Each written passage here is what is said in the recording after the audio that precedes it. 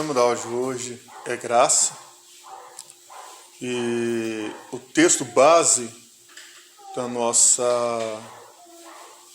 lição de hoje está em João, capítulo 1, verso 16 e verso 17.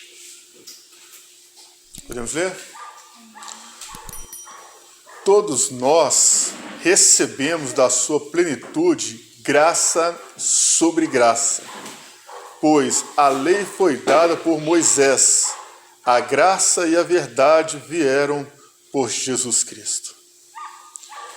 Ainda dentro do campo da soteriologia, que trata da doutrina da salvação do homem, nós entramos dentro desse assunto porque nós estamos lidando com pessoas que confessaram a fé. Pessoas que confessaram a fé e, evidentemente ou automaticamente, acreditam que estão salvas. Mas qual é o fundamento da sua salvação? Uma resposta rasa vai dizer, não, é Cristo, é Jesus Cristo. Mas em que está firmada essa crença? E na sua frequência dos cultos, no entendimento que você tem acerca do seu próprio estilo de vida, ou é o que a Escritura realmente ela diagnosticou você e assim ela te ponderou? Não, você realmente é uma pessoa que está salva. Agora, como você passa isso adiante? De que maneira que isso é levado para outra pessoa? Às vezes nós queremos forçar uma coisa que não é para acontecer. É como se você estivesse forçando uma gestação fora do tempo. Você já observou, não sei se você já teve essa experiência aqui, já tiveram essa experiência, de repente, no momento do culto, após o sermão, tem visitantes que vieram e, de alguma maneira, o pai falou através do pregador, e aí tem aquele obreiro, tem aquela vida que, querendo que o outro se converta, fica naquela insistência, vai lá, vai na frente, Deus falou com você, aí coloca a mão no ombro, fica sussurrando no ouvido, vai lá, é hoje, está acontecendo, deixa Deus na sua vida, aceita Jesus, vai lá, aceita Jesus. De repente, aquela alma, por tanta insistência, de repente a mente dela está assim, eu vou lá na frente, mas não volto que nunca mais. Então ele vai lá na frente e a pessoa, ganhei uma alma, hoje houve salvação, Jesus salvou uma alma. Não, Jesus não salvou aquela alma, não. Ela só está indo ali porque está sendo inconveniente, porque tem outra pessoa assumindo o lugar do Espírito Santo para querer fazer essa obra. E acaba levando a pessoa lá pela força. E a pessoa não sabe o que ela fez. De repente aconteceu com você, ou aconteceu com alguém que você conheça, ou de repente você conhece alguém que não quis nunca mais voltar na igreja porque é uma insistência para ir lá na frente do altar e ela não quer, isso gera constrangimento. Isso acaba sendo uma coisa insatisfatória. E aí de repente a pessoa não volta mais. E qual que é o adjetivo que vai ser empregado a ela porque não voltou mais na igreja? Está desviado. Foi no culto uma vez, foi à frente do altar forçado, não quis voltar mais porque se sentiu constrangido e depois recebe o nome de desviado. Matou. Num dia o pai pode até resgatá-la, mas aquele episódio ela nunca mais esquece. Isso não é graça. Isso é uma lei que a própria pessoa criou para agregar números, mas não gera filhos. E hoje nós lemos esse texto. Eu não sei se vocês já tiveram oportunidade de ouvir alguma ministração, aplicação direta quanto a ele, mas veja com atenção, profundidade do texto. todos nós recebemos da sua plenitude. Qual é o número que representa a plenitude nas Escrituras? Qual é o número que representa a plenitude nas Escrituras? 9. 9 dons, 9 aventuranças, 9 frutos. Tempo de gestação de uma mulher, 9 meses. Então nós recebemos da sua plenitude em bem-aventuranças, em fruto e em dons. Agora, a pessoa que narrou, escreveu esse texto, ela escreveu após tudo que ela viveu, não antes de viver. Você não vai conseguir narrar para outra pessoa aquilo que você não teve, aquilo que você não tem. Você não pode falar da graça, você não sabe o que a graça representa na íntegra, na prática. Então ela acaba obscurecendo o propósito. E há pessoas que confundem a graça vivendo em desgraça, da liberdade à libertinagem. Então dizem consigo mesmo: Deus sabe todas as coisas. Deus sabe que isso é uma fraqueza. Então começam a usar de textos isolados, distorcendo ele, a semelhança do próprio Satanás, para justificarem os seus pecados e as suas tentações. Esse é um termo, uma forma de expressão que tinha que ser excluído, deletado do vocabulário dos filhos de Deus. Deus sabe todas as coisas. Esse texto, ele, na aplicação errada, ele vai gerar um comodismo, uma zona de conforto e vai colocar muitos no campo da inércia. E não vão prosperar, não vão crescer, não vão progredir. Graça sobre graça. Pois a lei foi dada por Moisés, a graça e a verdade vieram por Jesus Cristo. Quando você lê o texto falando a graça e a verdade vieram por Jesus Cristo, dá-se a pensar, se a verdade veio por Jesus Cristo, quer dizer então que tudo aquilo que nós vivíamos era mentira? Quando a Bíblia diz que a graça e a verdade vieram por Jesus Cristo, está falando a revelação da verdade, o esclarecimento acerca das coisas da lei, ou referente a qualquer outra coisa do Antigo Testamento, por exemplo, eram apenas sombras que em Cristo foi esclarecido. É como se você estivesse de costas e o sol projetado a uma pessoa que está atrás de você, mas você não vê. Você percebe que existe uma sombra projetada, mas você não consegue identificar se trata de um homem, de uma mulher, de um animal ou do que seja. E quanto mais perto essa pessoa vai se aproximando, mais nítida a sombra dela vai sendo projetada. E quando essa pessoa se aproxima, está mais próximo de você, assim, próximo mesmo, perto, você consegue identificar pela sombra que aquilo representa uma pessoa. E quando você vira para trás, você enxerga aquela pessoa. Assim é a lei. A lei ela veio como sombra das coisas futuras. Tudo representava o próprio Jesus, que ainda não havia sido manifestado. Mas quando ele veio, as pessoas puderam enxergar com clareza que tudo que estava na lei, nos profetas e nos salmos, apontava para ele. Então todas as coisas convergiam dentro do propósito para que ele fosse manifestado. E a manifestação dele trouxe para nós a vida que hoje temos. Abba, Pai. Anota aí. Esse texto, embora pouco aplicado dentro do conceito da soteriologia pela teologia moderna, é a chave bíblica para abrir várias portas do tema em questão. Veja bem, não se trata de um conceito de uma linha arminiana ou calvinista.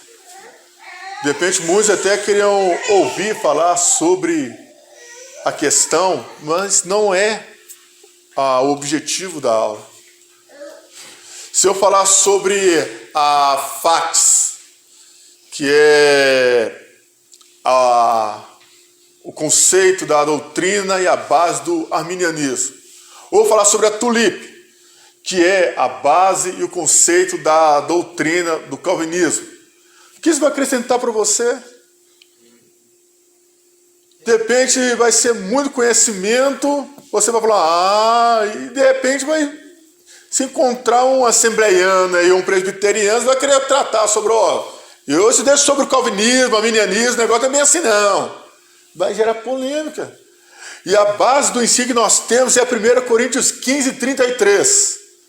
As más conversações corrompem bons costumes.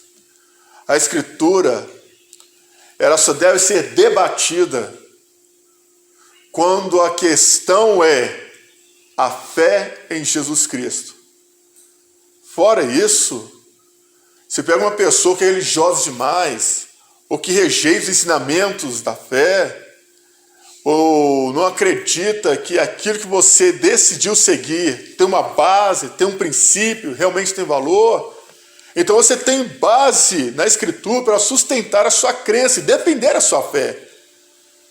Mas, quando você entra no campo do debate teológico, aí você cai no campo da desordem, da desonra. E aí as coisas tendem a ficar pior. Imagina o seu sentimento quando você vai sentar com uma pessoa que conhece, sabe mais do que você dentro daquele assunto sobre esse que nós citamos aqui. Aí você vai querer tratar sobre o assunto, ele vem com toda a forma de história, conceito, definição, base, exegese, etc. De repente você, nossa, eu não aprendi nada disso. E aí você vai querer debater com uma pessoa que é teóloga demais. É ruim. Você não vê essas coisas entre os apóstolos. Você não lê essas coisas em Atos. As pessoas começam a ler Romanos, Efésios, Gálatas, e ali começam a encontrar textos em que o próprio apóstolo Pedro diz acerca do apóstolo Paulo, olha, ele escreveu coisas difíceis de entender que alguns indoutos, inconstantes, distorcem. E aí você vai querer utilizar desses recursos para quê? No campo da teologia, o que mais se tem é pessoas querendo mostrar que sabe, mas não tem nada, não tem Cristo. E aí qual que é a base? Nós nos posicionamos, nos firmamos nela. Atos capítulo 4, versículo 12. Lê para nós, hein? Nenhum outro há salvação, porque também debaixo do céu nenhum outro nome é dado entre os homens pelo qual devemos ser salvos. Se você sabe que salvação está somente na pessoa de Jesus Cristo, então anuncie a salvação que há nesse nome, evitando os falatórios inúteis que não promovem a edificação. Por isso nós não vamos falar sobre o arminianismo, não agora, nem sobre o calvinismo. Não vamos falar sobre a fax e nem sobre a tulip, porque não é a base do que nós estamos envolvidos aqui. No campo da soteriologia, o objetivo é falar sobre os princípios da salvação. Falando sobre a importância da salvação, a mensagem da salvação, o que significa a salvação, do que precisamos ser salvos, por que somente Jesus Cristo nos salva, e agora estamos introduzindo a graça. E dentro do que nós falamos já agora pela manhã, a graça, ela opera de forma voluntária no homem, conduzindo a Cristo, e não pela força. Vai lá, vai lá, vai lá, vai lá. Em países de perseguição, o campo da janela 1040 e outros, o apelo que se faz às pessoas que escutam o evangelho é: você está disposto a morrer por o que você acabou de ouvir? Porque o que nos resta é isso. E no fim, a vida é eterna. A pessoa que compreendeu a mensagem é de sim ou não. Aqui no Brasil, a nossa pergunta é: você quer aceitar Jesus? Mas preocupa não, que isso aí é antigo. Que essa é uma forma suave de dizer que para a pessoa: se você não quiser, Deus vai continuar te amando. Se você não quiser, Jesus continua te amando, viu? Porque Jesus te ama. O evangelho, o objetivo dele é ser lançado como uma flecha na mão do valente. Você tem que acertar o alvo. E é um dos campos minuciosos, não vamos entrar aqui, dentro do tripé da graça. Qual é o tripé da graça? Quebrantamento, arrependimento e confissão. Onde não há quebrantamento, não há arrependimento. Onde não há arrependimento, não há confissão. E onde não há confissão, não há remissão de pecado. E onde não há remissão de pecado, há condenação. Porque ali está a ira de Deus. Porque o pecado precisa ser julgado. Não se trata de uma questão de disputa de conhecimento arminiano ou calvinista, mas sim das doutrinas bíblicas que formam o discípulo de Jesus Cristo e geram filhos de Deus mediante a adoção, segundo o seu propósito. Graça é o principal método de reconciliação do homem com Deus e aparece num contexto de aliança entre Deus e o homem. Anota aí: graça é o principal método de reconciliação. Não há como entender a graça e seus fundamentos sem compreender a lei e seus fundamentos. Uma coisa está ligada à outra e uma revela a outra dentro do seu propósito. Isso aqui, irmão, é importantíssimo. É muito importante. Alguém já ouviu falar que a lei foi abolida, o que vale agora é a graça? Para que a lei não nos tenha mais serviço algum, somente a graça. Então, a lei, ela tem um propósito importantíssimo e dentro da lei você encontra a graça. Quando você cumpre a lei, você está sendo submisso a ela ou não? É uma pergunta fácil, né? Quando você cumpre a lei, você está sendo submisso a ela, sim ou não? Sim. Se você cumpre a lei, você está sujeito a ela. E se você cumpriu a lei ela tem algum poder de penalizá-lo ou de justificá-lo? Se você cumpriu a lei, ela tem poder para te penalizar ou para te justificar? Ela te penaliza se você estiver errado, te justifica se você estiver correto. A lei mandava matar filhos que fossem desobedientes aos pais. Mandava apedrejar pessoas adultas, pegas e adultérias. E outros. Quando a pessoa era morta pela lei, no cumprimento dela, a pessoa que estava sendo mortificada por causa da lei, ela estava morrendo pelo pecado, ela estava morrendo pela lei. A pessoa que estava sendo morta ou apedrejada, ela estava morrendo naquele momento ali de apedrejamento, por causa do pecado ou por causa da lei? Hã?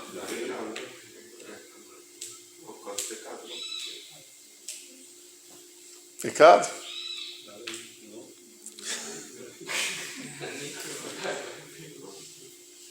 Difícil, né? Ela estava sendo morta por causa da lei.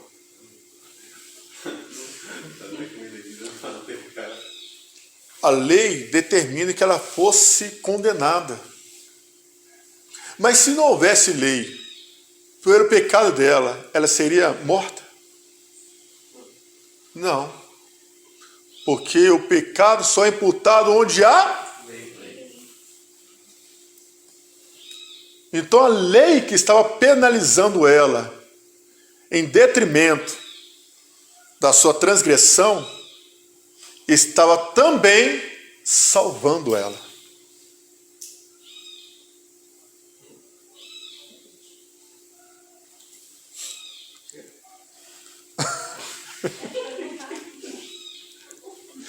Não, vou repetir, não vai estar no vídeo. Você acessa lá no canal depois e assiste.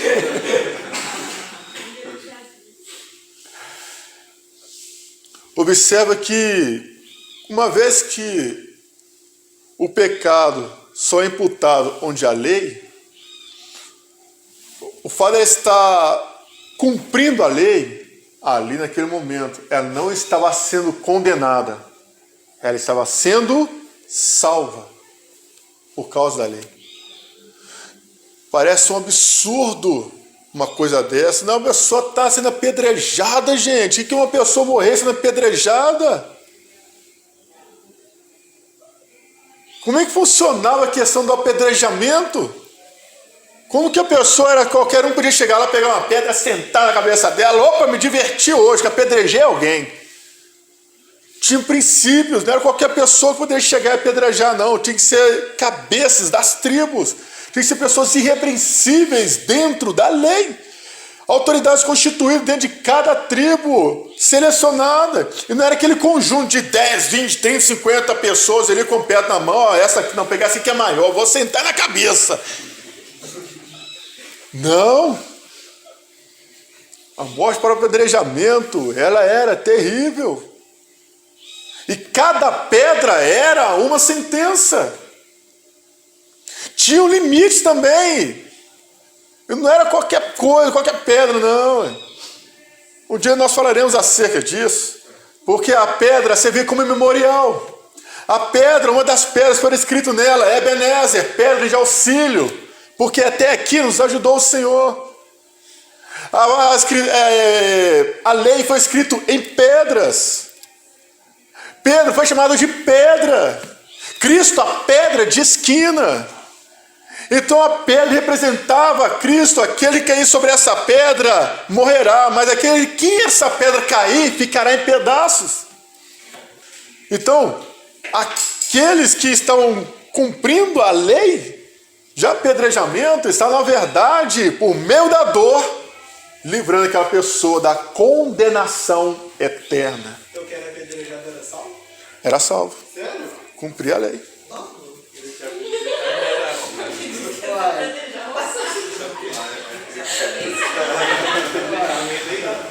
Veja bem, o que estava sendo condenado ali? O pecado. Por meio de quê? Se a lei cumpriu a vontade dela, o juízo dela, condenando o pecado, a alma que foi apedrejada, ela foi o quê? Purificada. Ela foi perdoada.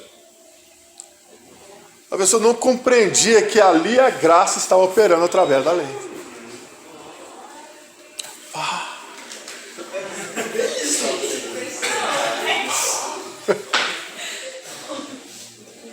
E ali é importante, nesse contexto, você passa agora a ter mais desejo, mais ansiedade de conhecer a lei. Porque a graça estava oculta nela. Só inverteu o lugar. Quando a Bíblia diz, remove o primeiro e estabelece o segundo, ou seja, inverte eles agora. Agora faz eles conhecerem a lei por meio da graça. Porque a lei não vai ser escrita em forma de pedras, mas no coração.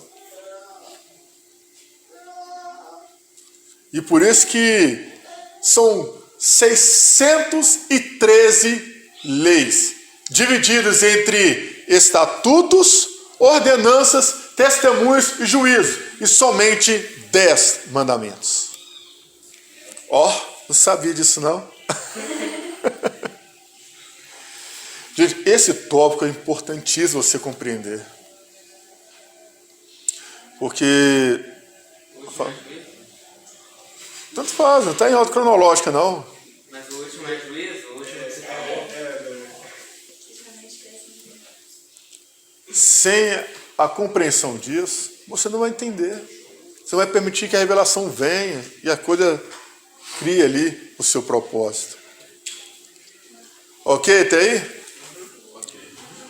O vocábulo graça provém do latim gratia, que deriva de gratus, grato, agradecido, e que em sua primeira acepção designa a qualidade ou conjunto de qualidades que fazem agradável a pessoa que a tem. No começo do século XX, costumava-se dizer: qual é a sua graça?